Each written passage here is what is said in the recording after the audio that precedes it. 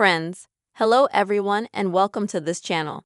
In today's video, I will tell you and show you how you can upload videos from Telegram app to your gallery. Friends, please subscribe to our channel. Also be sure to put your likes, write comments at the end of the video. And let us get started with you.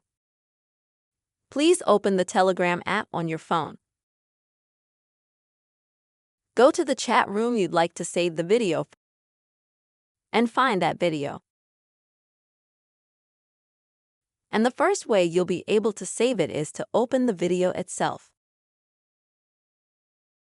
Then you'll need to click on the three dots in the upper right-hand corner and select Save Video here. And at the bottom, you'll see that the video is saved in your gallery. The second option is to click and hold on the video. And here you can also find the Save Video function. And if you go to your gallery on your phone, you can see that such a video has been saved to your gallery. Friends, this is the quick and easy way you can upload videos from Telegram app to your gallery.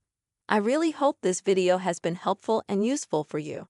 Please, friends, put your likes, comments, and subscribe to this channel. See you soon.